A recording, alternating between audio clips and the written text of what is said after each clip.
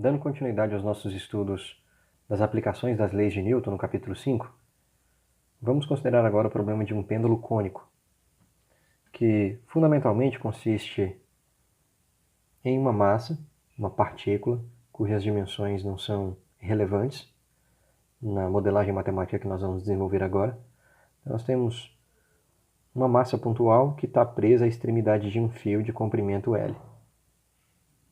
Esse fio ele não está na direção perpendicular, ou seja, você pega essa massa, desloca ela em um certo ângulo θ e dá uma energia cinética inicial, fazendo com que essa massa pendule, mas não num movimento de vai e vem entre as extremidades de um pêndulo simples, mas essa massa ela vai descrever um círculo enquanto pendula em torno do eixo que passa por esse ponto O, na vertical.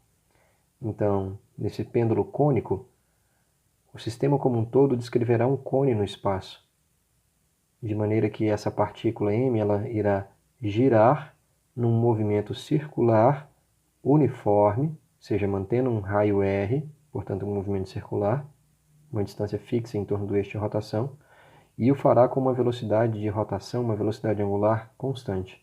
Então esse pêndulo vai ficar girando aqui nesse plano, sobre um círculo, com raio R constante, com uma velocidade angular constante, sempre formando um ângulo θ, a direção do fio, cuja na extremidade essa massa está presa, esse fio sempre formando um ângulo θ aqui com relação ao eixo de rotação dessa partícula. Pois bem, vamos então equacionar o movimento desse pêndulo cônico. Vamos determinar a força de tração ao longo da direção do fio. Vamos determinar também o período de oscilação desse fio e outras relações geométricas importantes que nós podemos extrair aqui.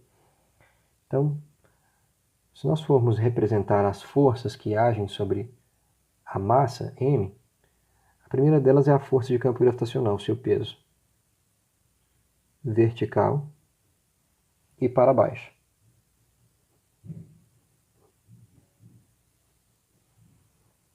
Contudo, há também uma força de tração dirigida ao longo da direção do fio, sobre o qual essa massa está presa à extremidade. Então há uma força de tração aqui.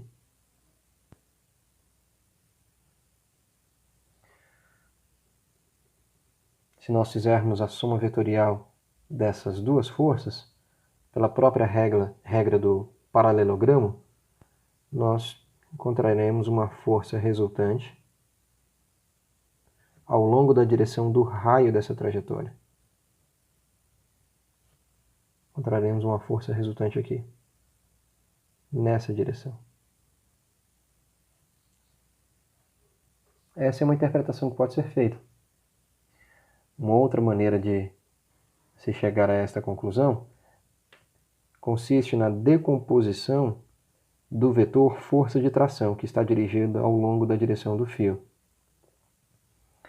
Ora, se nós fizermos a decomposição desse vetor numa direção paralela à direção da aceleração gravitacional, ou seja, paralela à direção da força-peso na direção vertical, e em uma direção radial, apontando ao longo da direção do raio da trajetória dessa partícula, que move-se sobre esse círculo, então nós faríamos a decomposição desse vetor tração também ao longo de uma direção vertical.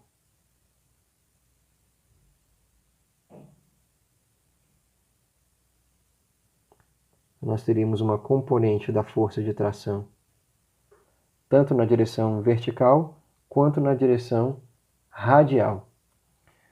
Observando aqui, eu vejo que esse ângulo θ ele pode ser transferido para cá, para esse ponto.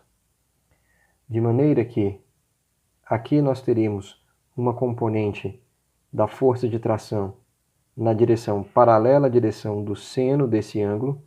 Portanto, isso aqui seria t seno de θ. E aqui na vertical nós teríamos t paralelo à direção do cosseno. T cosseno de θ. Portanto, nós poderíamos sair da representação que nós tínhamos uma massa M, se fosse fazer um diagrama de corpo isolado, uma força de tração T,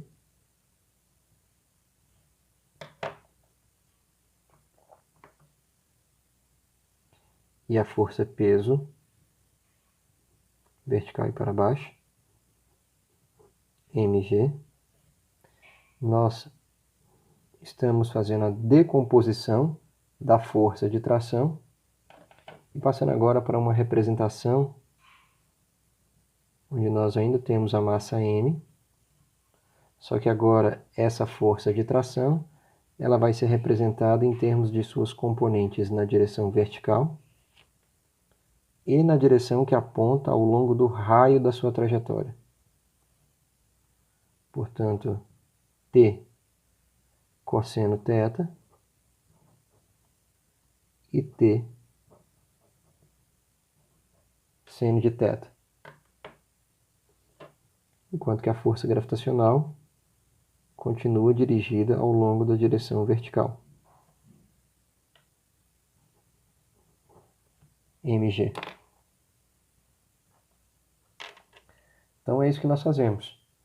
Saímos dessa representação, fazemos a decomposição, nós deixamos de usar esse vetor tração dirigida ao longo da direção do fio, que suporta a massa M, para a sua representação em termos das suas componentes, na direção vertical e na direção radial. Aqui nós temos a direção radial,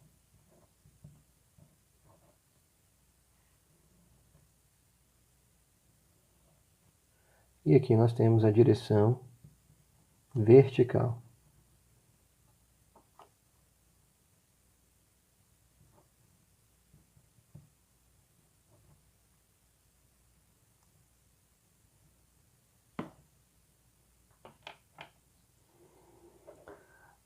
Logo, escrevendo a segunda lei de Newton para cada uma dessas duas direções, tanto para a direção vertical quanto para a direção que aponta ao longo do raio da trajetória, nós escrevemos aqui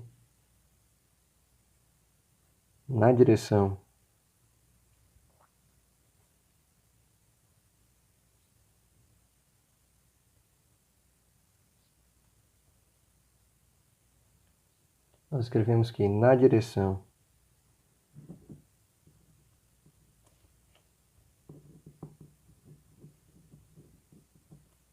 radial,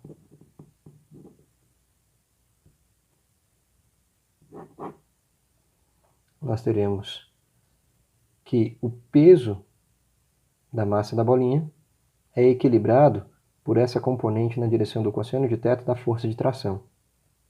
Então nós teremos que T cosseno de θ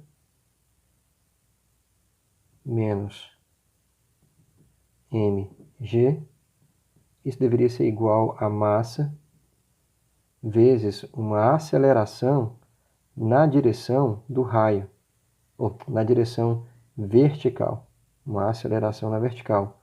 Contudo, não há movimento na vertical. Não há movimento na vertical porque essa bolinha permanece girando neste plano, sem subir ou descer, mantendo esse raio constante.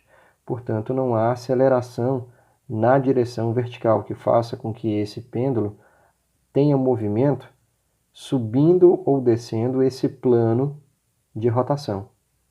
Portanto, a resultante ao longo dessa direção é zero, logo T cosseno de θ igual a m vezes g, o que resulta numa força de tração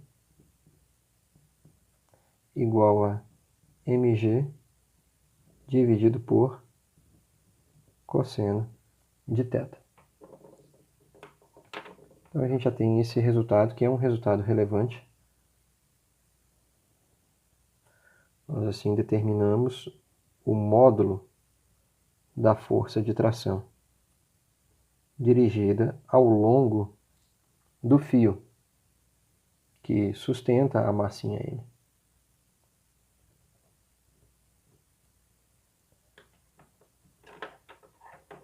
Depois, ao longo da direção radial, nós temos que apenas a componente seno da força de tração está dirigida ao longo da direção do raio da bolinha enquanto ela gira sobre esse círculo. Logo, esta é a força resultante. Nós temos, portanto, uma força resultante que aponta ao longo da direção do raio e para o centro de rotação dessa trajetória. Ou seja, é, portanto, uma resultante do tipo centrípeta. Então,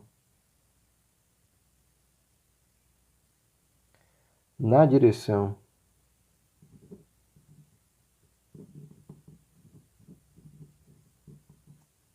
radial, ou seja, ao longo da direção do raio, nós temos que a força de tração projetada na direção do seno, ela é igual à massa da partícula vezes a sua aceleração centrípeta. É uma aceleração radial apontando para o centro dessa trajetória. É, portanto, uma aceleração centrípeta, onde essa aceleração centrípeta ela tanto pode ser escrita em termos da velocidade da partícula ao longo da direção de sua própria trajetória, ou seja, sua velocidade linear, e, portanto, v elevado ao quadrado sobre o raio da trajetória, ou, uma vez que essa partícula descreve um movimento circular uniforme, mantendo uma velocidade de rotação constante, há uma relação matemática entre a velocidade angular e a velocidade linear. Ou seja, a velocidade linear é igual a ômega vezes o raio. Essa velocidade linear pode ser escrita como ômega vezes o raio. Fazendo a substituição e elevando ao quadrado, nós teríamos, portanto, ômega ao quadrado vezes r ao quadrado dividido por r. Ou seja, ômega ao quadrado r. Fazendo essa substituição, portanto, nós temos que t seno de θ é igual a m ômega ao quadrado r. Esse é um segundo resultado relevante.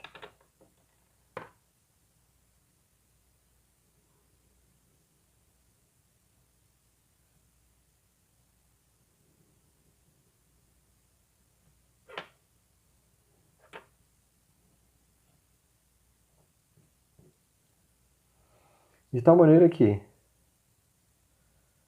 se nós agora dividirmos o resultado obtido na direção radial para a força resultante, que é uma força resultante do tipo centrípeta, o que justifica a trajetória circular, mantendo velocidade constante, desse pêndulo cônico. Se nós dividirmos o resultado 2 pelo resultado 1, nós podemos escrever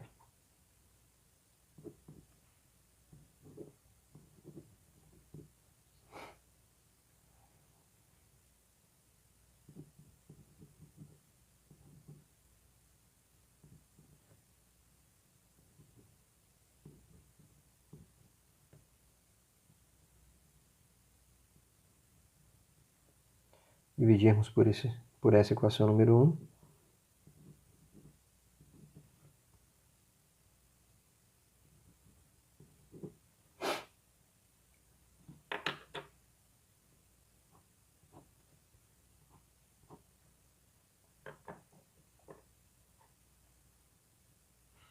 E, observando o diagrama que representa a geometria descrita no espaço por esse pêndulo girando conicamente, nós observamos que, dado esse ângulo de abertura θ entre a direção do fio que suporta a massa m e o eixo vertical de rotação, nós observamos que o cateto oposto a esse ângulo θ é exatamente o tamanho do raio da trajetória dessa partícula. Então, o cateto oposto é o raio, enquanto a hipotenusa do triângulo retângulo que se forma é o comprimento do fio. Logo, se nós quisermos escrever o valor do seno desse ângulo, basta pegarmos o raio e dividirmos pelo comprimento do fio.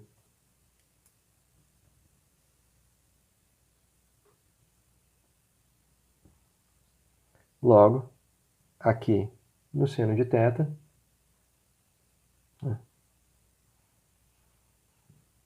onde seno de θ é igual ao raio dividido pela hipotenusa, que é o comprimento do fio, fazendo essa substituição, nós teremos que R dividido por L cosseno de θ fica igual a ômega ao quadrado R sobre G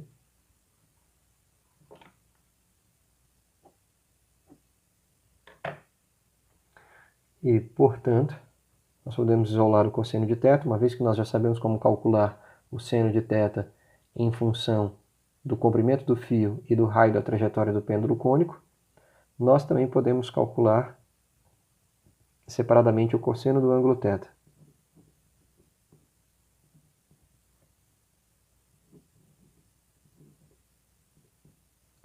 Como sendo, portanto, cosseno de θ igual a G dividido por ômega ao quadrado L, onde G é a aceleração de campo gravitacional, ômega é a velocidade angular com que a partícula gira, descrevendo sua trajetória circular, com velocidade constante, ou seja, o valor desse ômega é uma constante, e L é o comprimento do fio no pêndulo cônico.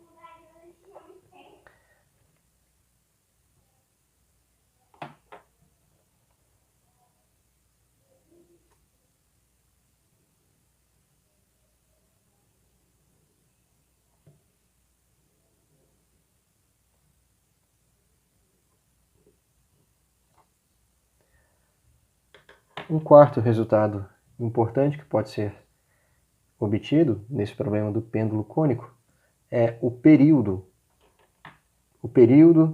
da sua rotação no plano horizontal.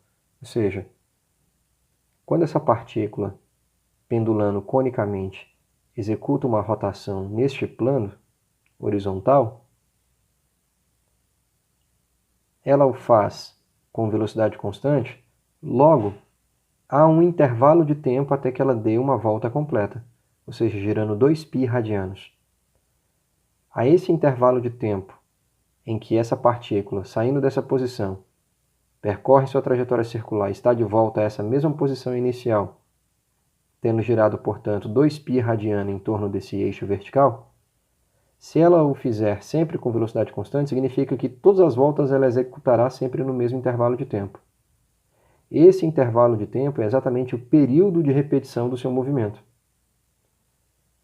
Para que nós possamos calcular esse período de rotação, nós partimos da própria definição de velocidade angular. Nós partimos da definição de que velocidade angular é a variação angular pelo tempo. E, no caso, essa variação angular será uma rotação de 2π radianos em torno do eixo vertical, num tempo que, se a partícula executa uma rotação a velocidade constante, esse tempo marcará o período em que ela estará de volta à sua posição inicial. ou seja, é um intervalo de tempo que se repete, ela sempre executa uma volta completa no mesmo intervalo de tempo. Eu vou denotar esse período que se repete pela letra tal, letra grega tal.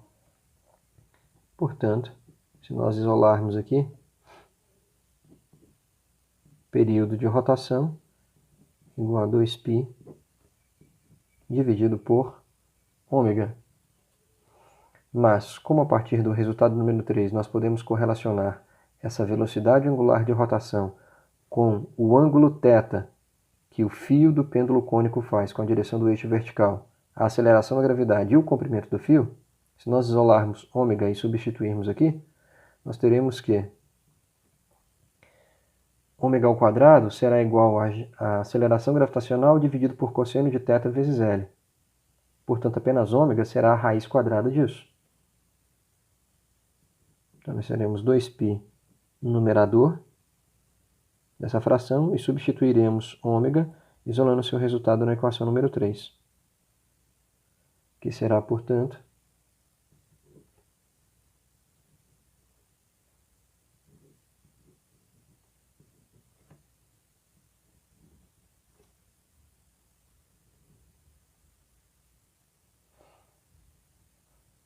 bom, por fim,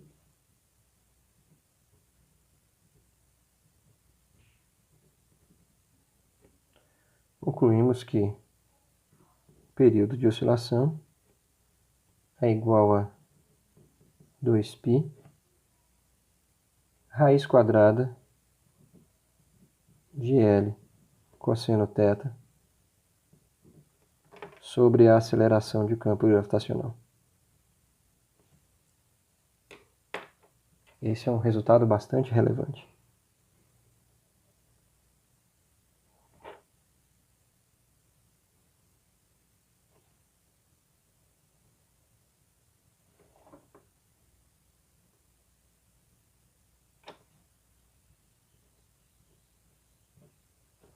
Porque é o período de rotação do pêndulo cônico, no plano em que a partícula executa uma trajetória circular com velocidade constante. Bom, dessa maneira, nós extraímos todos os resultados que são relevantes para o problema do pêndulo cônico. Outro problema relevante a ser discutido é o problema número 3 do capítulo 5. Nesse problema, nós temos a oportunidade de podermos aplicar a modelagem da força de campo gravitacional, segundo o modelo de Newton para a gravitação universal. É um problema relativamente simples, porém importante de ser realizado nessa nossa série de aplicações das leis de Newton. O problema simplesmente consiste em considerarmos a distância entre o centro de massa do planeta Terra e o centro de massa de seu satélite natural, a Lua, uma vez que são fornecidos os raios da Terra, o raio médio da Terra, considerando a Terra como uma esfera. Nós sabemos que essa não é a geometria exata do planeta Terra, é uma geometria aproximadamente esférica, contudo oblata em seus polos. Mas, na aproximação de que a Terra seja considerada uma esfera, o seu raio médio é de aproximadamente 6.371 km. O raio médio da Lua, consideradas as mesmas aproximações, 1.738 km. E também são fornecidas as densidades, ou seja, a quantidade de massa por unidade de volume, tanto da Terra quanto da Lua. E aí, o problema faz a seguinte pergunta. Dada a distância entre o centro de massa do planeta Terra e o centro de massa da Lua,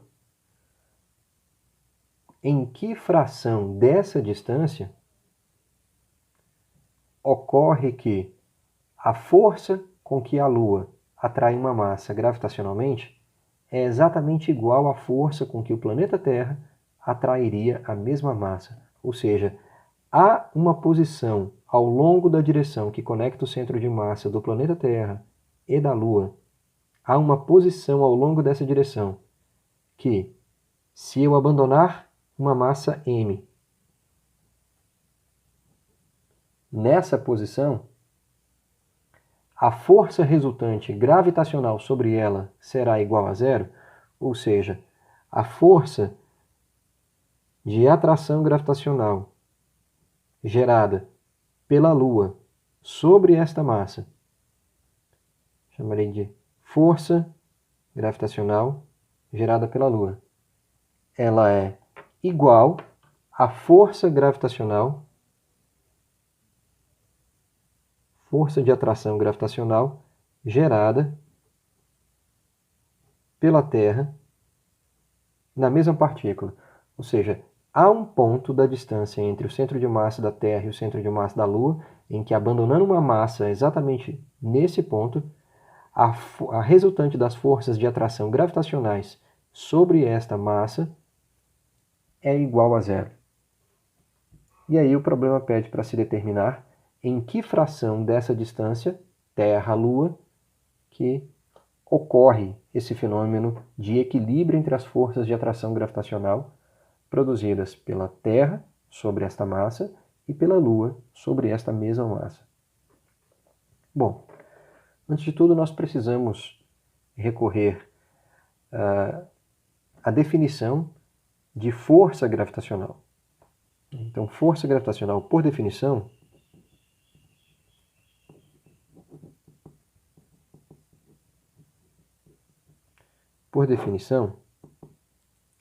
força de campo gravitacional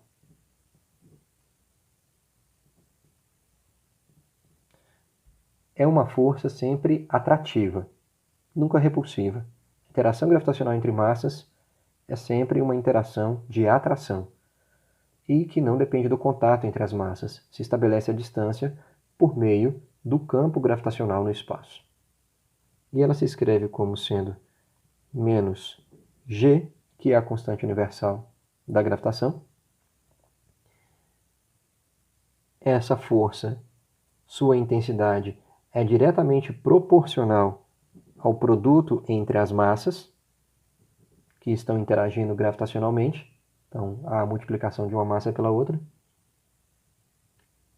Inversamente proporcional à distância entre o centro de massa desses dois corpos, elevado ao quadrado. Então, o módulo da distância entre o centro de massa dos dois corpos elevado ao quadrado. E a linha de ação dessa força de campo gravitacional é ao longo da direção que conecta o centro de massa de ambos os corpos. Portanto, uma direção radial. E no sentido negativo dessa direção radial. A força gravitacional é uma força esférica e no sentido negativo, porque é sempre uma força de atração.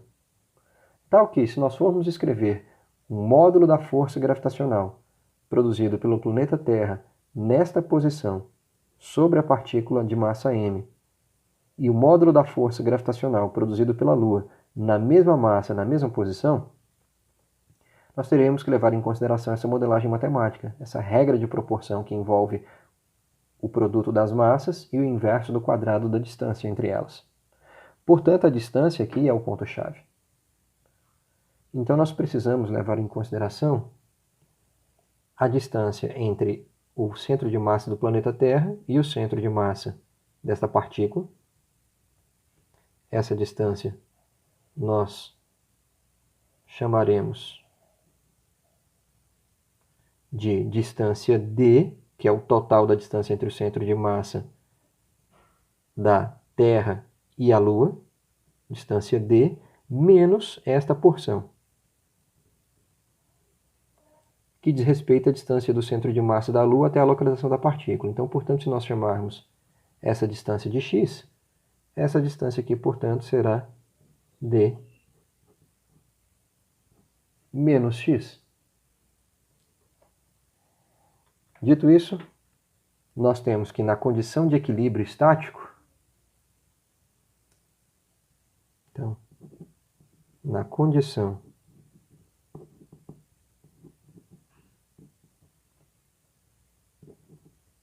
de equilíbrio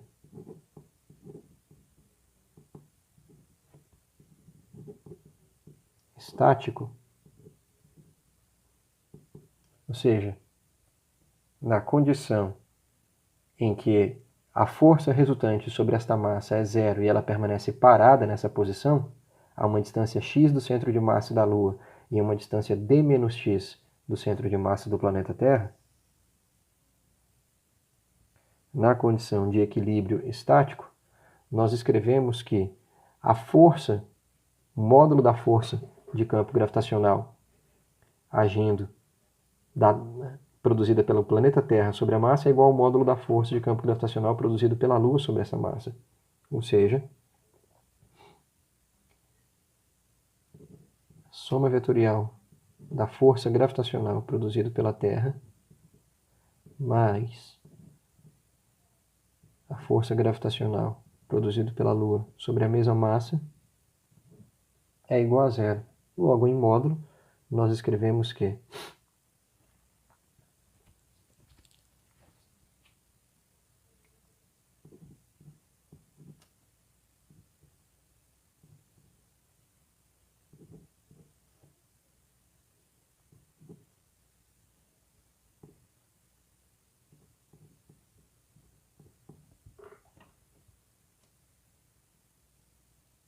de acordo com essa modelagem, menos G, massa da Terra, vezes a massa da partícula. Então, do lado esquerdo dessa igualdade, nós temos a força do campo gravitacional da Terra sobre a partícula de massa m, produto da massa da Terra vezes a massa da partícula, dividido pela distância entre o centro de massa das duas elevado ao quadrado. E a distância é d menos x, onde d é a distância entre o centro de massa da Terra e da Lua, igual a menos g, massa da Lua, vezes a massa da partícula, dividido pela distância entre o centro de massa da Lua e o centro de massa da partícula, distância essa que eu chamei de x, elevado ao quadrado. Então, nós já vemos que esse resultado não dependerá explicitamente nem da constante universal da gravitação, nem da massa da partícula que nós colocaremos naquela posição. Será independente do valor da massa que lá nós colocarmos. Antes, dependerá das massas que produzem os campos gravitacionais naquelas posições, massa da Terra e a massa da Lua. Contudo, nós reescreveremos a massa em termos da densidade de massa tanto do planeta quanto do satélite, uma vez que essas massas não nos foram fornecidas, mas foram fornecidas as densidades de massa de cada um destes astros. Logo, como cada um deles tem sua forma geométrica aproximada a uma esfera, e por definição, logo, como a densidade volumétrica de massa é igual a massa dividido pelo volume, ou seja, a massa pode ser escrito como sendo a densidade vezes o volume, mais o volume de uma esfera, calcula-se 4/3 de π vezes o raio da esfera elevado ao cubo. Fazendo essa substituição na linha de cima, nós escrevemos que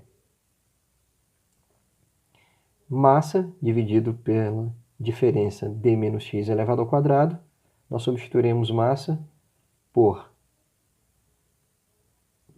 4/3 de π raio da Terra elevado ao cubo, vezes a densidade de massa da Terra, tudo isso dividido por d menos x elevado ao quadrado, igual a massa da Lua, que nós escreveremos 4/3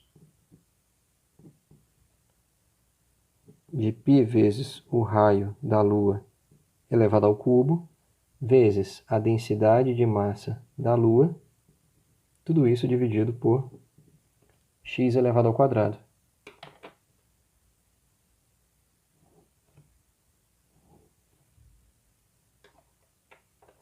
de tal maneira que nós teremos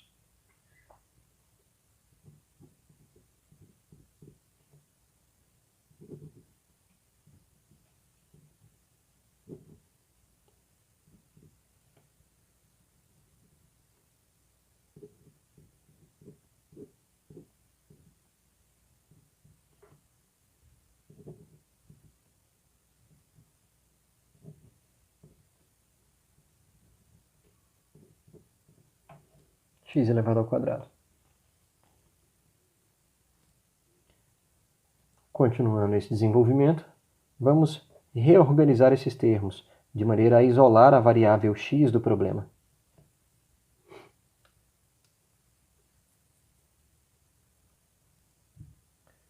Portanto, extraindo a raiz quadrada dos dois lados desta igualdade e multiplicando cruzado, nós escrevemos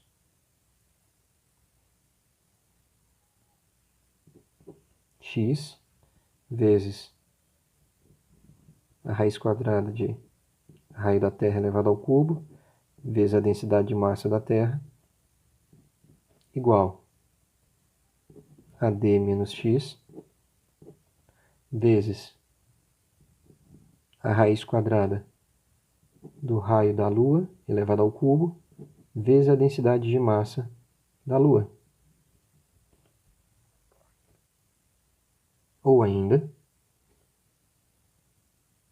se nós isolarmos do lado esquerdo dessa igualdade os termos que multiplicarão x, nós teremos que, colocando x em evidência,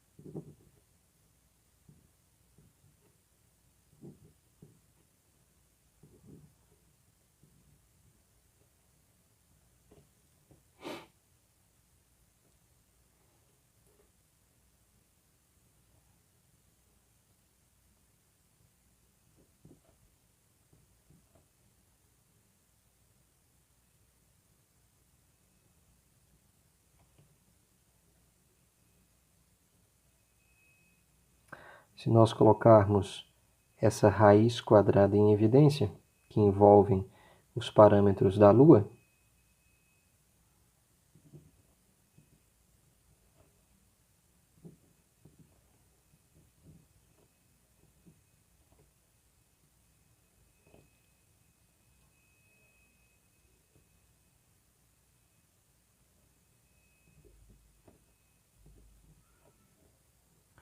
nós teremos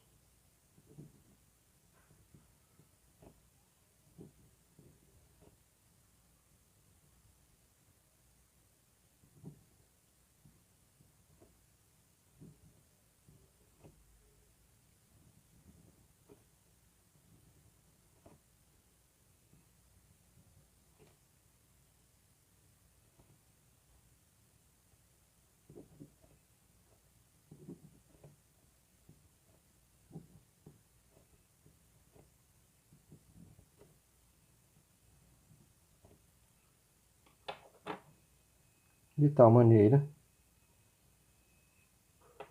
que podemos agora, dividindo um termo pelo outro, chegar à seguinte conclusão.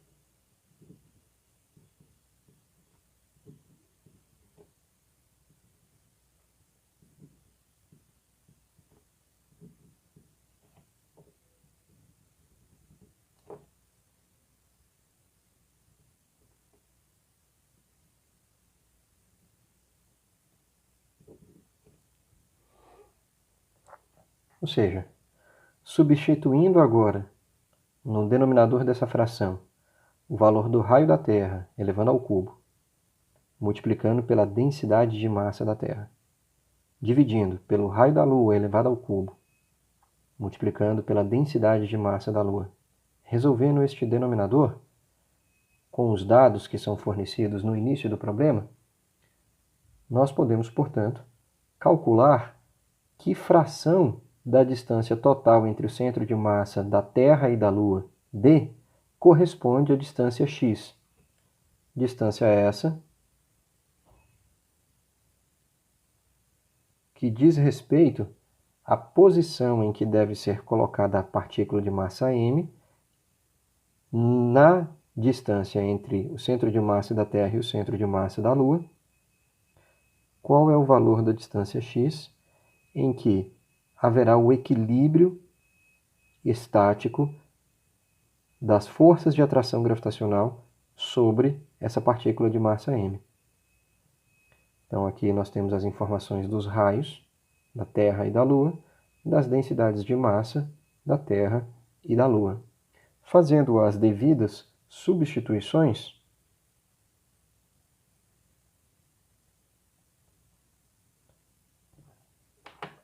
calcula-se, portanto, que essa distância x corresponderá a aproximadamente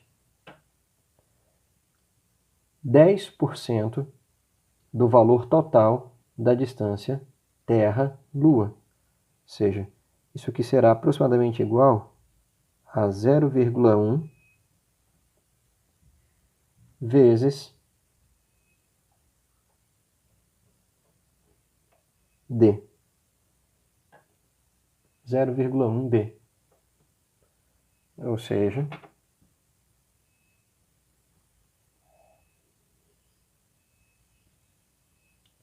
x aqui nesse caso corresponderá, essa distância x, corresponderá a 0,1, ou seja, 10% de toda essa distância. A massa precisará, portanto, estar a 10% do centro de massa da Terra em relação a essa distância, 10% da distância Terra-Lua, x corresponde a 0,1 d. Logo, a mesma massa m está a 0,9 d de distância do centro de massa da Terra. Então, a fração de proporção em que a massa deve ser colocada para que a força gravitacional resultante da sua interação com a Terra e com a Lua seja igual a zero, é que ela precisa ser colocada relativamente ao centro de massa da Terra a 90% da distância entre o centro de massa da Terra e o centro de massa da Lua.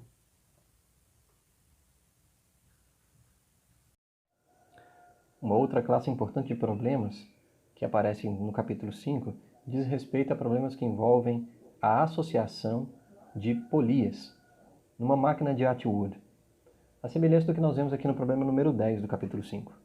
Então vamos resolver completamente esse problema aqui. O texto, o enunciado do problema diz: no sistema da figura, a massa 1 tem 1 kg, a massa 2, 3 kg e a massa 3, 2 kg. As massas das polias e das cordas, elas são desprezíveis. Então a gente vai trabalhar num sistema idealizado. Nós vamos desprezar tanto as dimensões das polias, quanto suas massas, assim como também a massa da própria corda. Além do que, também consideraremos que essa corda tem um comprimento inextensível, ou seja, ela não pode se esticar quando tracionada, quando solicitada por essas cargas penduradas nela. Então, nessas circunstâncias de idealização, calcule, portanto, as acelerações das massas 1, 2 e 3 em função das massas e também determine as tensões que estão sendo distribuídas nessa corda. Bom, primeiro passo, vamos esboçar vetorialmente as forças que atuam em cada um dos corpos aqui.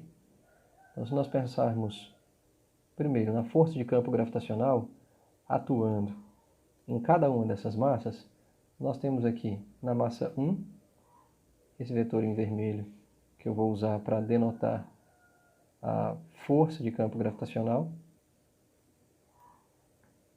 nessa primeira massa. Depois nós temos a força de campo gravitacional na massa 3, que é essa massa aqui embaixo. Nessa polia aqui é móvel. E a força de campo gravitacional na massa 2. Essas forças de campo gravitacional, essa força peso, ela está sempre dirigida vetorialmente para baixo. Vertical, dirigida vetorialmente para baixo. E aqui, portanto, são os vetores m vezes g. m2, m3 e m1g. São, respectivamente, os pesos de cada uma dessas massas, suspensas por essa única corda, por uma única corda, um fio T, um fio de comprimento L0. E a outra força que age sobre cada uma dessas massas são as forças de tração. Nós podemos representar aqui por vetores apontando aqui verticalmente para cima, dirigidos ao longo do comprimento desse fio.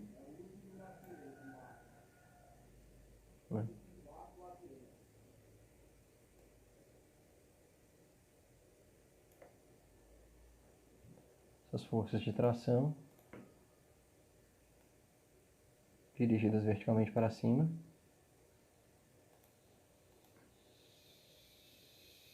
Ao longo do comprimento e da direção do próprio fio. Então aqui, em azul, nós teríamos os vetores força de tração sobre cada uma dessas caixas, dessas cargas penduradas. Ocorre que, por exemplo, aqui na massa 3, que está suspensa por esta polia móvel, nós vemos que, suspensa por essa polia que pode se mover, nós temos o fio à direita e à esquerda dessa polia. Portanto, nós temos forças de tração aqui também, dirigidas ao longo do comprimento do fio,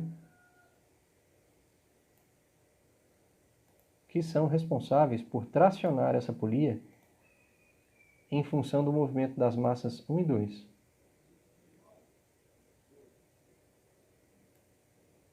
Então, nós vemos aqui as mesmas forças de tração aplicadas aqui. Então, nós temos aqui T à direita e T à esquerda. Logo, essa carga, essa massa número 3, ela é suportada por 2 vezes a força de tração. Então, dessa maneira, nós descrevemos as forças que agem sobre cada uma das massas. Não é relevante nós fazermos diagrama de corpo isolado para as polias, uma vez que suas massas e dimensões são desprezíveis. Então, nós precisamos escrever aqui 3 equações de movimento que envolvam apenas as massas de 1 a 3. Dessa maneira, nós escrevemos, então, portanto, as equações de movimento.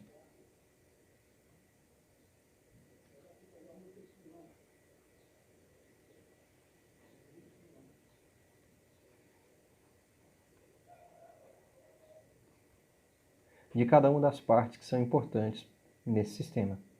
Então, para a massa 1, nós escrevemos a segunda lei de Newton para ela, força igual a massa vezes aceleração. Aqui nós vamos adotar um referencial vertical para cima como sendo positivo, vertical para baixo como sendo negativo. Então, nós teremos a tração positiva na massa 1 menos seu peso. E isso produz uma aceleração na massa 1. Massa 1 a 1. Qual o sinal dessa aceleração?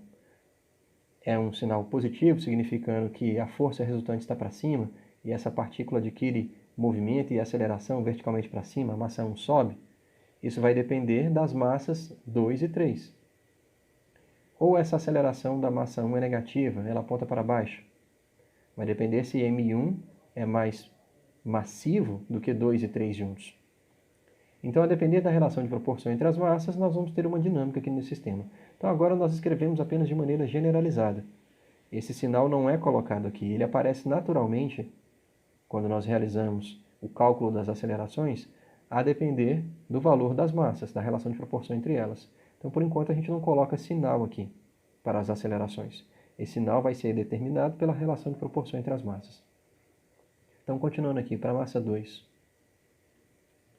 que é essa caixinha na extremidade direita. Eu tenho uma força de tração vertical para cima, menos o peso vertical e para baixo, igual a massa 2 vezes a aceleração que ela adquirir. Já para a massa 3, essa aqui embaixo, conectada a essa polia do meio que é móvel. Então, para a massa 3, nós teremos o dobro da força de tração que existe nas massas 1 e 2.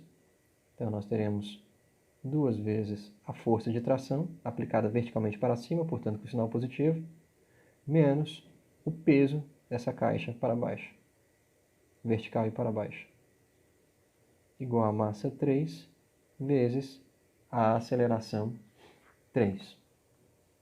De maneira que vou chamar estas equações aqui de equações 1, 2 e equação 3. Essas equações dizem respeito à segunda lei de Newton, ou seja, as equações de movimento que determinam a dinâmica do movimento das massas 1, 2 e 3.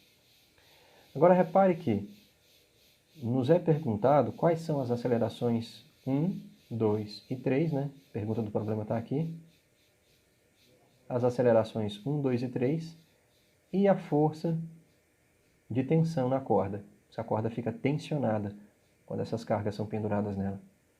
Então nós temos aqui, ó, 1, 2, 3 acelerações mais uma força de tração. São 4 variáveis. E se nós olharmos para as equações de 1 até 3, essas 4 variáveis aparecem aqui.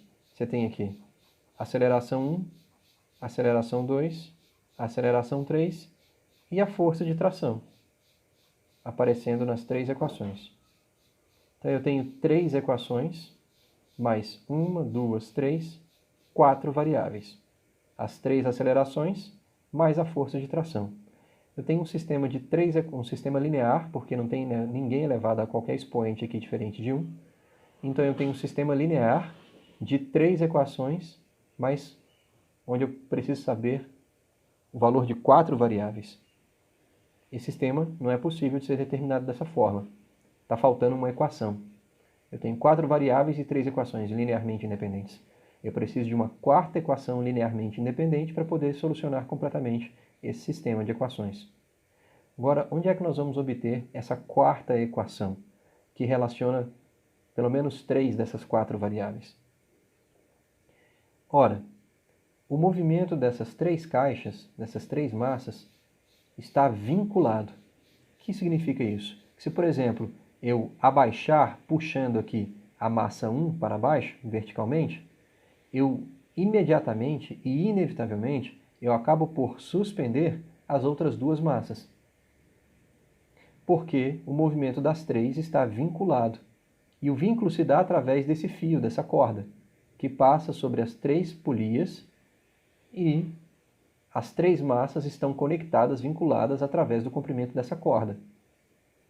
Então, há um vínculo mecânico nesse sistema, onde o movimento de um está vinculado ao movimento da outra. O movimento de uma impacta o movimento da outra. Nós obteremos a quarta equação necessária para podermos resolver esse sistema linear a partir do vínculo mecânico que existe entre essas 3 massas. Então, o que nós precisamos agora é escrever uma equação que represente esse vínculo que eu acabei de descrever para vocês. Então, esse é o terceiro passo do nosso problema. Eu vou até copiar esse desenho aqui para não sobrecarregar a imagem.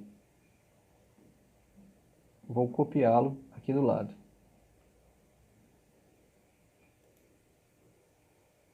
Então, eu tenho aqui meu desenho novamente. E eu preciso agora escrever uma equação de vínculo. Uma equação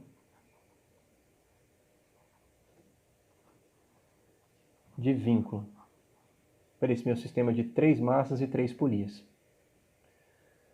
Pois bem, como é que eu vou fazer isso? Se essa corda é inextensível, né? Então partindo da hipótese de que essa corda é inextensível, se o comprimento, a corda é inextensível,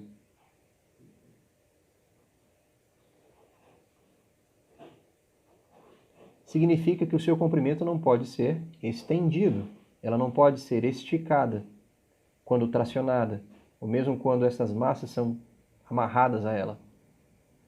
Então, portanto, se essa corda é inextensível, então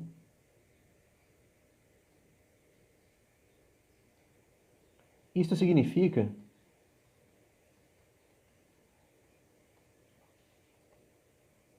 que o seu comprimento é constante.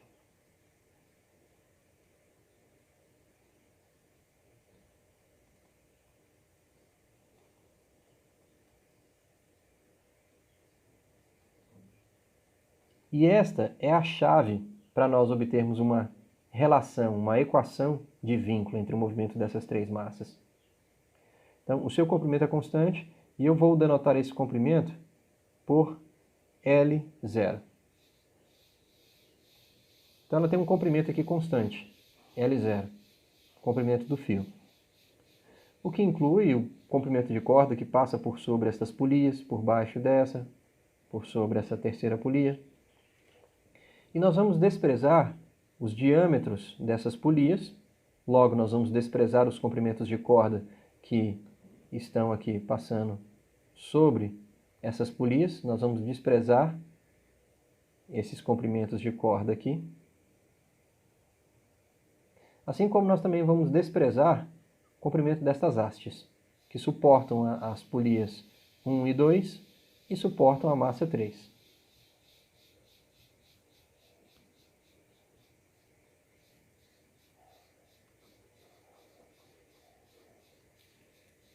Bom, o que nós vamos fazer então é considerar apenas os comprimentos de fio, pegando como referência o centro de massa dessas polias,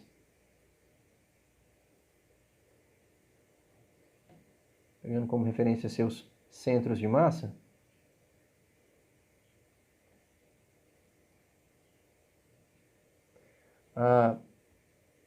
e nós vamos determinar, portanto, estes comprimentos. Então nós vemos aqui, por exemplo, que suportando a massa 1, nós temos um determinado comprimento aqui.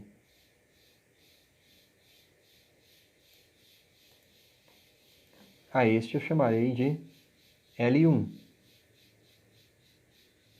É o comprimento de corda que suporta a massa 1. De igual maneira, nós temos um outro comprimento de corda aqui. Apesar de eu dizer que é de igual maneira, não significa necessariamente que esses comprimentos são iguais. Não se deixe levar pelo desenho. Não se deixe enganar por este desenho. Porque eu poderia ter uma configuração em que a massa 2 estivesse numa posição, numa altura diferente da massa 1. E isso aqui é irrelevante nesse caso, porque nós estamos construindo um modelo geral, que descreve qualquer configuração que esse sistema possa admitir. Então aqui é um comprimento de fio 2, que diz respeito a esse comprimento de fio, que suporta a massa 2. Agora, suportando a massa 3, nós temos 2 braças de corda, 2 comprimentos de corda. Temos este comprimento aqui, à esquerda, e temos um comprimento igual do lado direito dessa polia.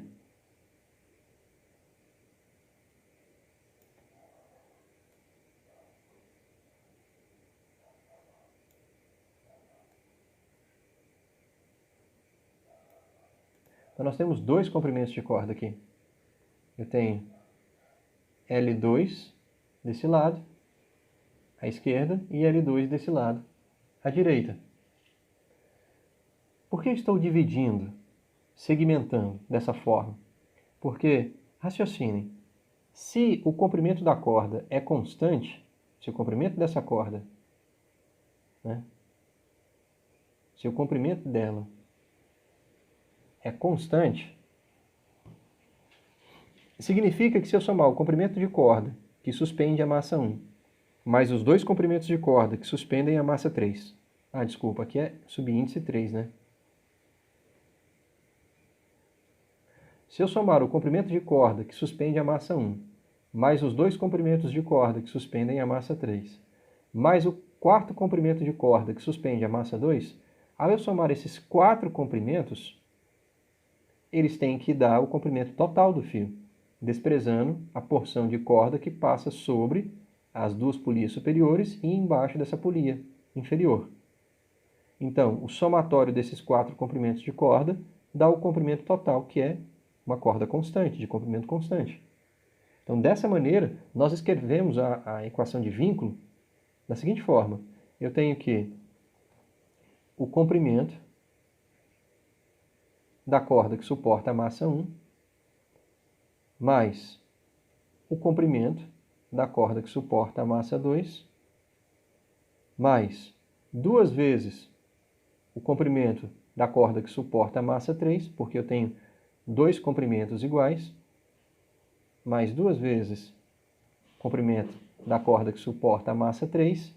O somatório desses 4 comprimentos tem que dar o comprimento total da corda, que é um valor constante, um valor fixo.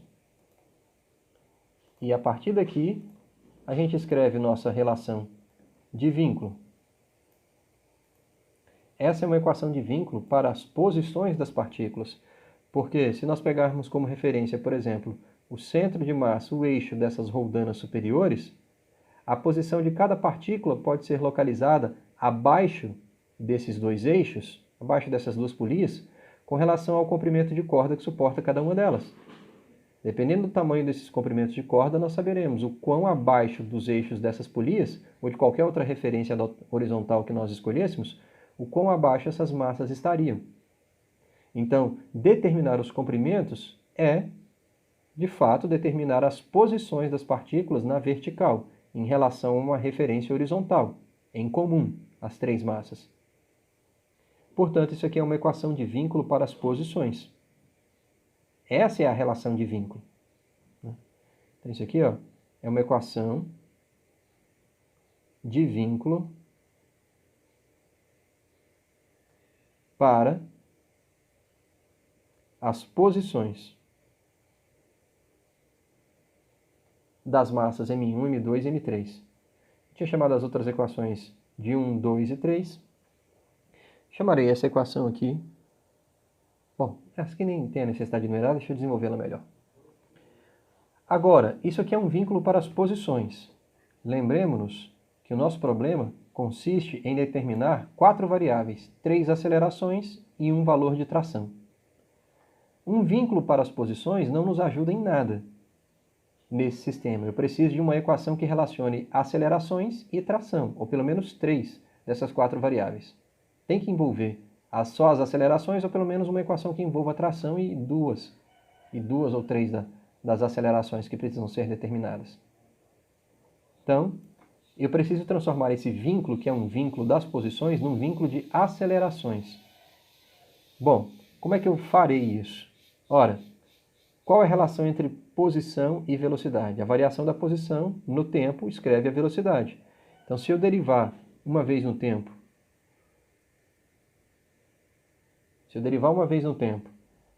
esse vínculo para as posições, eu vou escrever um vínculo para as velocidades, né? Então, vínculo para as velocidades. Como é que eu vou escrever esse vínculo para as velocidades? Eu sei que velocidade é a variação da posição no tempo. Essa posição aqui medida verticalmente, né? Então, no caso, vai ser a variação desse comprimento no tempo. Sei disso. Então, porque mudar o comprimento da corda significa mudar a posição da massa, que se move presa à extremidade da corda. Então, variar esse comprimento é variar a posição. E, portanto, variar a posição no tempo é mudar a velocidade. Então, se eu derivar essa equação inteira, né, vou até reescrevê-la aqui, ó, eu tenho uma equação que é L1 mais L2 mais 2 vezes L3 igual a L subíndice zero, que é o comprimento constante. Se eu diferenciar no tempo esta equação, vou derivá-la no tempo, eu vou transformar uma equação de comprimento numa equação de velocidade. Por quê? Essa primeira derivada no tempo aqui, me escreve a velocidade 1. Mais a segunda derivada no tempo me escreve a velocidade 2. Mais 2 vezes a terceira derivada no tempo escreve a velocidade 3. E qual é a variação do comprimento total da corda no tempo? Zero, porque a corda tem comprimento constante. Mudar a quantidade de corda que suspende a massa 1, a massa 2 ou a massa 3 não muda o comprimento total da corda. Se, por exemplo, nós viermos aqui e puxarmos a massa 1 para baixo, vai aumentar o comprimento do fio que sustenta ela e vai diminuir os comprimentos de fio que sustentam as outras duas massas. Apesar desses comprimentos que sustentam a massa 2 e 3 terem diminuído e o comprimento que sustenta a massa 1 ter aumentado, a soma desses 4 comprimentos ainda vai continuar dando o comprimento total da corda. Isso é inalterado. Então, variar esses comprimentos no tempo não varia o comprimento total da corda. Então, nós temos que a soma dessas 3 velocidades, seguindo essa lei de proporção, é igual a zero. Então, nós temos aí nossa segunda equação de vínculo, que é uma equação de vínculo para as velocidades. Então, esta é uma equação de vínculo para as velocidades. Agora eu quero transformar uma equação de vínculo. Eu tinha uma equação de vínculo para as posições, derivei uma vez no tempo e escrevi uma equação de vínculo para as velocidades. Agora eu quero transformar essa equação de vínculo de velocidade numa equação de vínculo para as acelerações. Uma equação de vínculo para as acelerações. Como é que eu vou fazer isso? Ora, qual é a relação entre velocidade e aceleração? A derivada da velocidade no tempo é a aceleração. Então, eu vou pegar essa equação de vínculo para as velocidades, que eu tenho V1 mais V2 mais 2 vezes V3, e isso igual a zero. O que eu vou fazer? Eu vou derivar essa equação inteira no tempo. Todos os termos dela.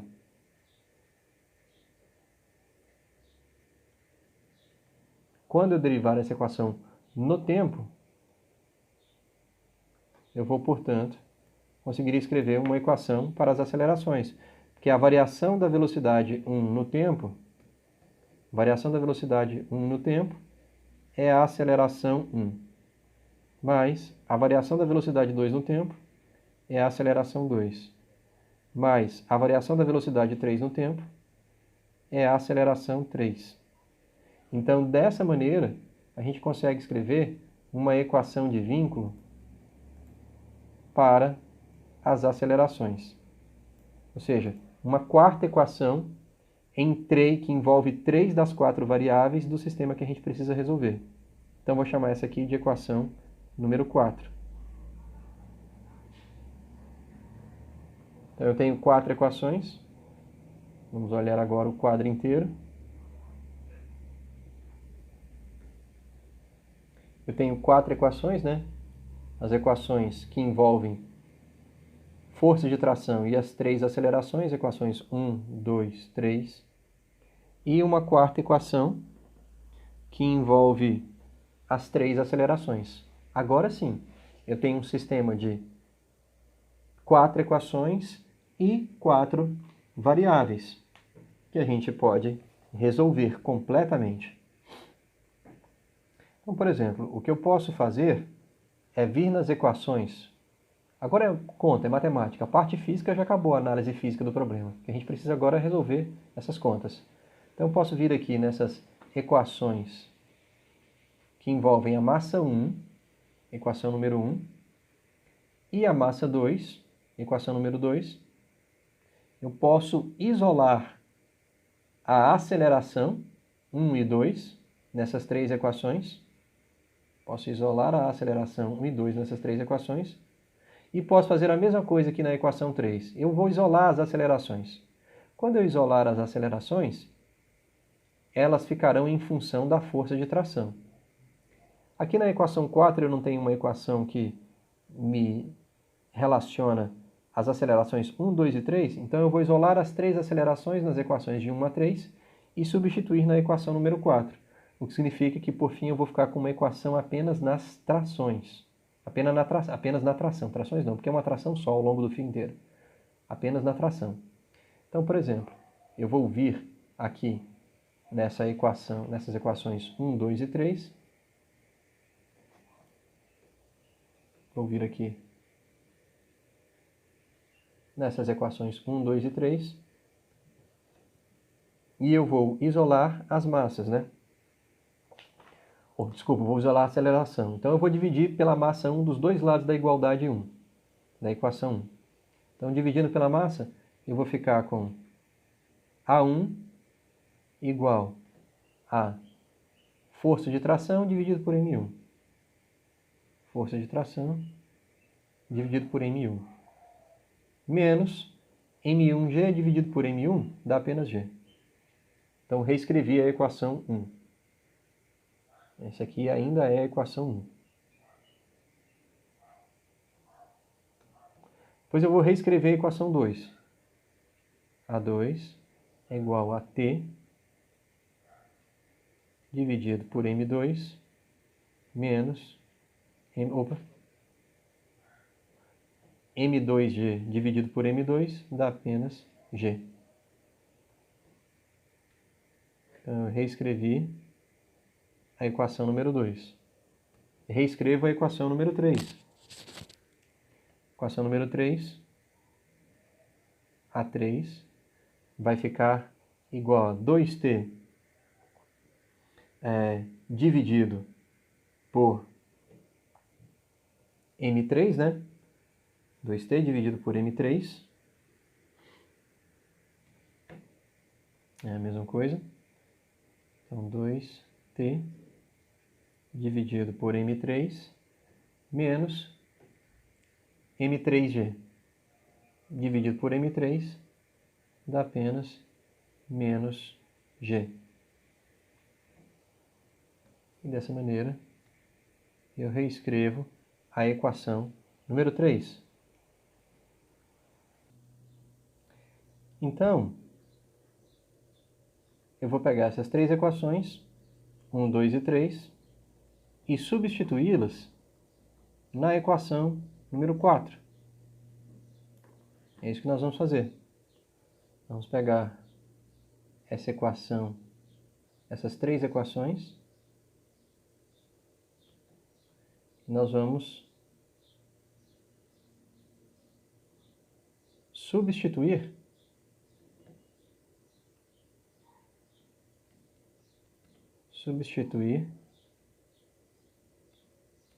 as equações 1, 2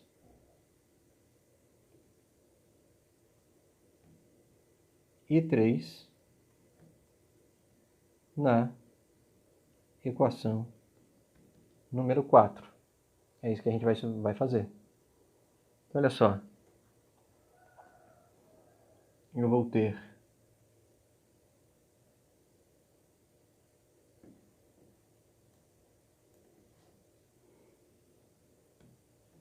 que A1 se escreve T sobre M1 menos G, A1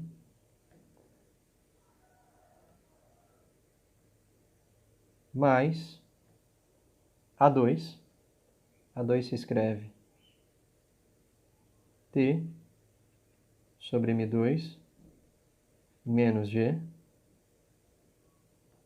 mais 2 vezes A3, 2 vezes A3, e A3 se escreve 2 vezes T sobre M3 menos G. E tudo isso deve ser igual a zero.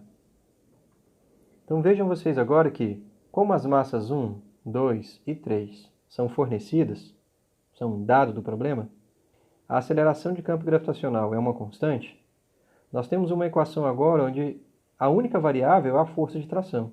Então a gente precisa agora isolar T nesta equação. Então a gente precisa desenvolver esse termo aqui do lado esquerdo para poder isolar T e determinar o seu valor. Então agora vamos fazer um pouco de conta aqui.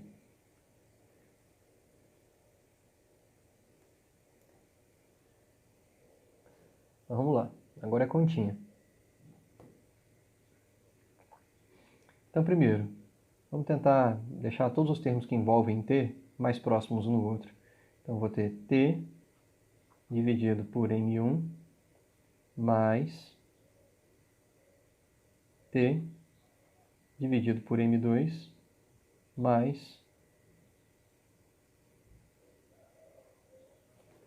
2 vezes 2, 4. 4T dividido por M3. E aqui está sobrando menos G, o que já dá menos 2G, mais 2 vezes G dá menos 2G. Então, vou ter menos 2G, menos 2G de novo. Então, vou ter menos 4G. Menos 4 vezes a aceleração de campo gravitacional.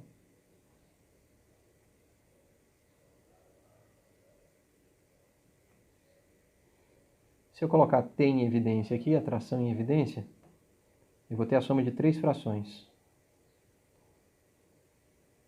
1 sobre M1 mais 1 sobre M2 mais 4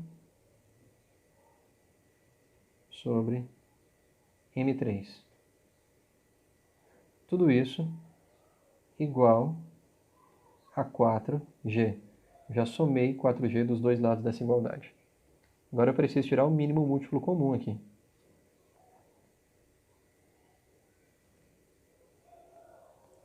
Então, tirando o mínimo múltiplo comum dessas três frações, vai ser o produto das três massas. Então, eu vou ter T, aqui colocado em evidência, M1 vezes M2 vezes M3, no denominador dessa fração.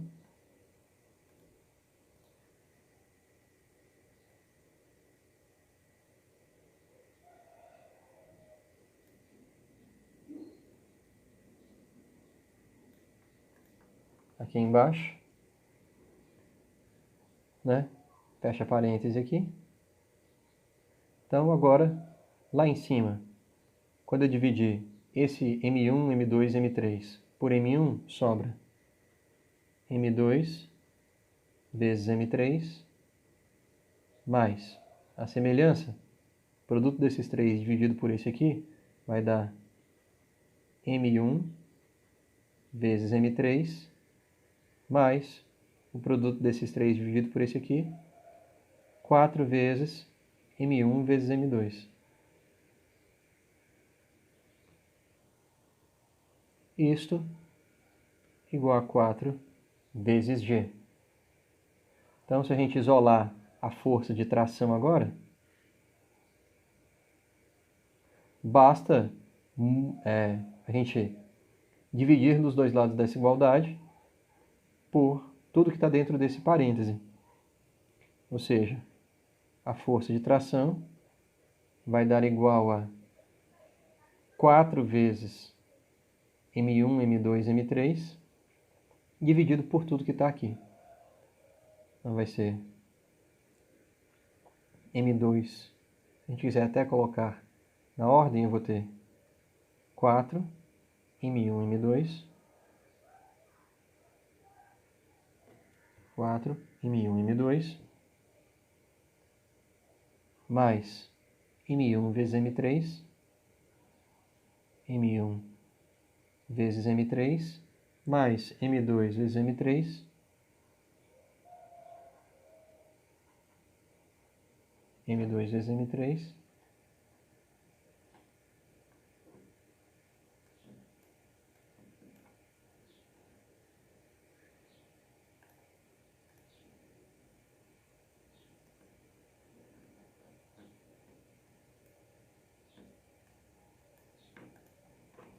e lá em cima eu vou ter 4G vezes essa trinca aqui. 4 vezes M1, M2, M3, fecho parêntese, tudo isso multiplicando a aceleração de campo gravitacional. Porque vejam vocês que aqui dentro nós temos massa, né? Massa ao cubo, dividido por produtos de massa, que aparece massa ao quadrado, 3 termos de massa ao quadrado, então massa ao cubo dividido por massa ao quadrado tem dimensão de massa. Massa vezes a aceleração de campo gravitacional, ora, massa vezes a aceleração é sempre uma força. E assim, nós calculamos a força de tração que atua na corda, que distribui essa força de tração para as 3 massas. Então, esse é o nosso quinto resultado e é um resultado muito importante. Vou chamar isso aqui de equação número 5.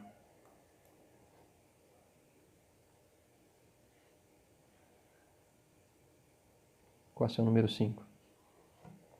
Então, nós resolvemos uma parte do problema. O problema é esse, que consistia em determinar as acelerações e a tensão na corda. Nós já determinamos a força de tração. Se nós substituirmos esses valores, que a massa 1 vale 1 kg, que a massa 2 vale 3 kg, que a massa 3 vale 2 kg, nós vamos determinar o valor numérico exato. Por enquanto não vamos fazer essa substituição. Nós já chegamos numa fórmula de fazer esse cálculo. Agora nós precisamos ir atrás das acelerações 1, 2 e 3. Mas olha, nós temos aqui as equações 1, 2 e 3. Se nós pegarmos o valor da força de tração que nós acabamos de calcular e substituirmos em cada uma dessas equações, poxa, já está determinado, né? Já vai estar completamente determinado qual é o valor de cada uma das acelerações. Bom, vamos até desenvolver um pouco mais isso aqui. Então, olha só. As massas. Lembre-se, massa 1, 1 kg. Massa 2, 3 kg. Massa 3, 2 kg. Correto? Então, vamos voltar lá na equação. O resultado para a força de tração. Então, aqui, ó. Onde massa 1 igual a 1 kg, massa 2 igual a 3 kg e massa 3 igual a 2 kg. Então a gente vem aqui na expressão da força de tração, equação número 5, T igual, aí vai aparecer aqui em cima 4 vezes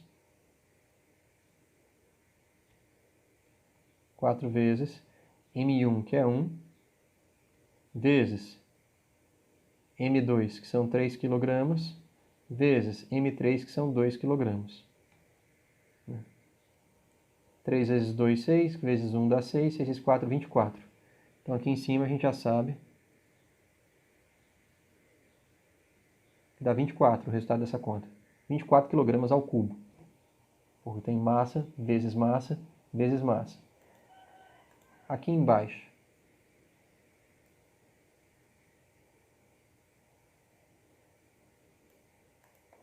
Aqui embaixo nós vamos ter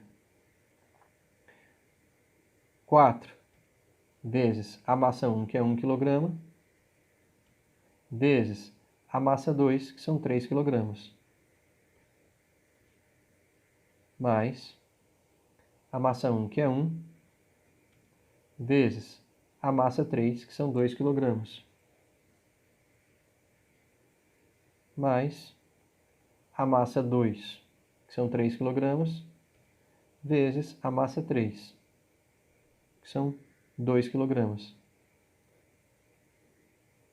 Então, essa é a continha que a gente precisa fazer. Bom, aqui embaixo vai dar 4 vezes 3, 12, mais 2, 14, mais 6, 20. Vai dar 20 kg ao quadrado.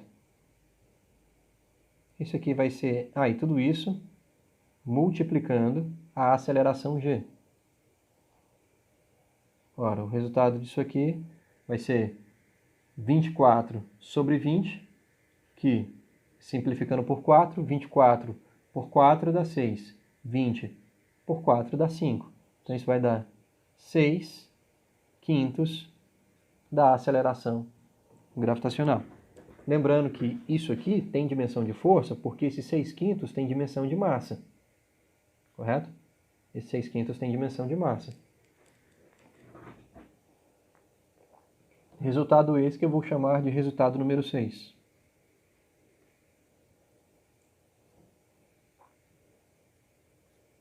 Esse resultado aqui, da força de tração. Força de tração está dando isso, 6 quintos de G. 6 quintos de quilograma vezes G. Agora vamos voltar lá nas equações 1, 2 e 3 e substituir esse valor. Se eu volto aqui, ó, equação número 1 é T dividido por M1 menos G. Então, substituindo o resultado 6 na equação 1, né? T dividido pela massa 1 menos G. Então, nós temos que A1 é igual a T dividido pela massa 1 menos G. A massa 1, vamos nos lembrar que a massa 1 vale 1 kg. Né? Massa 1 vale 1 kg. Então, se a massa 1 vale 1 kg, então eu vou ter apenas, como isso aqui vale 1 kg, T menos G. A1 igual a T menos G. Só que T já deu 6 quintos de G. Então, isso vai ser 6 quintos de G menos 1G. Então, essa é a mesma coisa que 6 menos 5 dividido por 5 vezes G. Então, eu estou concluindo que a aceleração 1 é igual a 1 quinto de G. Estou concluindo que a aceleração 1 ela está dando G sobre 5 e com um valor positivo. Isso é bem importante. E com um valor positivo. Esse aqui é o nosso 7º resultado. Então, a aceleração 1 está dando 1 quinto da aceleração da gravidade. Positivo. Então, a aceleração 1 é para cima. Vertical para cima. Vertical para cima. Agora vamos substituir 6 quintos de G na equação número 2, que é T dividido por M2 menos G. Então,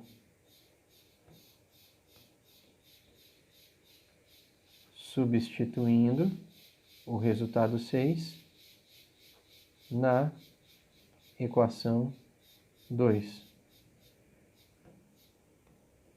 Então, nós vamos ter que A2 é igual a T dividido por M2 menos G, onde M2, se nós nos lembrarmos, M2 vale em 3 quilos. 3 quilogramas. Logo, isso aqui está dando T dividido por 3 menos G, mais T, pelo resultado 6, é 6 quintos de G. Então, eu vou ter 1/3 disso, né? 1/3 de 6 quintos de G. Então, 3 vezes 5, 15. Então, eu vou ter 1/3 de 6 quintos de G menos G. Ou 6 dividido por 3 dá 2, 2 quintos de G.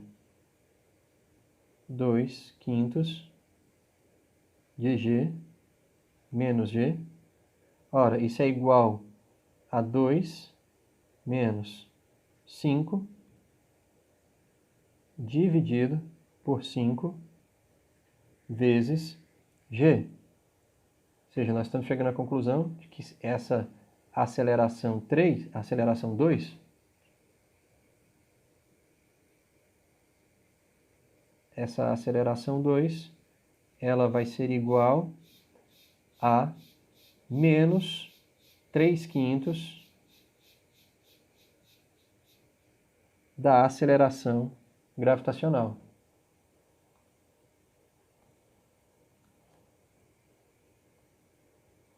Esse resultado aqui, que eu vou chamar de resultado número 8,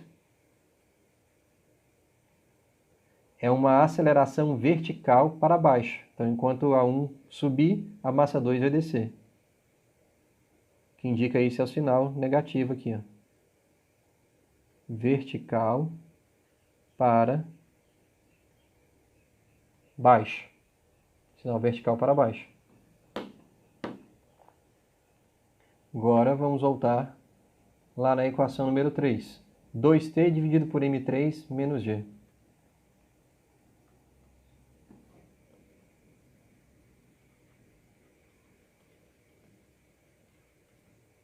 Procedendo analogamente.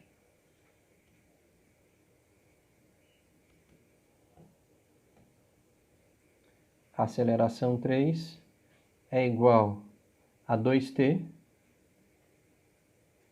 dividido por m3 menos g, onde m3, a massa 3, são 2 kg.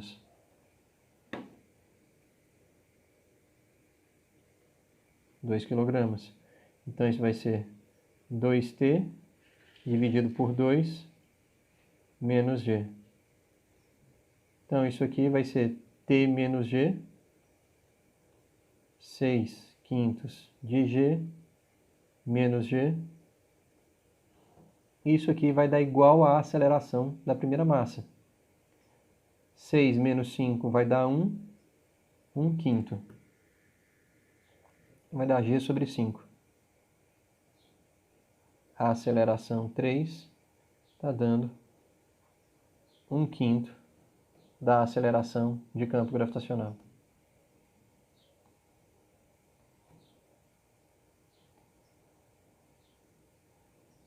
Esse é o nosso resultado número 9. E essa aceleração é vertical para cima.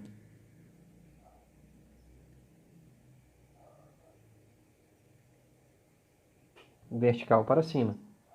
Então vejam vocês, nós acabamos por determinar completamente essas 3 acelerações. Essa é a relação entre as 3 acelerações.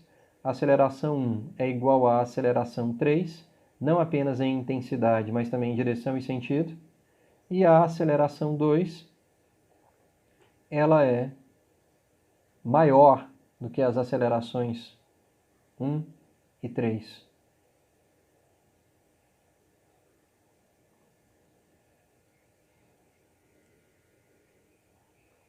Então, assim nós determinamos completamente a dinâmica desse sistema de 3 massas suportadas por estas 3 polias através de uma corda cujo comprimento não varia no tempo. Então, fundamentalmente, o que nós fizemos foi, primeiro, nós escrevemos as forças que atuam sobre cada uma das 3 massas e, a partir disso, escrevemos a equação de força resultante, segundo a lei de Newton, para as 3. Só que nós tínhamos um sistema de 3 equações com 4 variáveis, 3 acelerações e uma força de tração. Para que esse sistema linear fosse possível de ser completamente determinado, precisávamos de uma 4ª equação. A 4ª equação veio do vínculo de movimento que existe entre essas 3 massas. Vínculo esse que está associado ao comprimento da corda. Essa corda tem um comprimento que é constante. Então, se eu somar os comprimentos de corda que suportam cada uma das 3 massas, esse comprimento tem que dar um valor fixo, de maneira que se essas massas se movem variando o comprimento de corda que suporta cada uma delas, a variação desse comprimento no tempo informa a velocidade com que cada uma dessas massas se move. Mas variar, ou seja, aumentar ou diminuir os comprimentos de corda que suportam cada uma das 3 massas, independentemente, não muda o valor total do comprimento de corda que suporta as 3 ao mesmo tempo. Então, o somatório desses 4 comprimentos tem que dar sempre o mesmo valor, portanto, esse valor não muda no tempo, a sua variação no tempo é 0. A partir disso, a gente foi capaz de escrever uma equação de vínculo envolvendo as 3 acelerações. Agora nós tínhamos, portanto, 4 equações e 4 variáveis, nas mesmas 4 variáveis. Daí, foi fazer contas para resolver um sistema linear. Isolamos os termos de aceleração nas 3 primeiras equações e substituímos na 4ª para podermos determinar de maneira isolada a tração. Uma vez que conhecíamos a tração, voltamos com esse valor de tração nas equações 1, 2 e 3 e determinamos, respectivamente, as 3 acelerações. Essa é uma classe de problemas muito importante e eu insisto nisso. Vocês serão avaliados na minha próxima avaliação por um problema desse tipo também. Então, estejam preparados.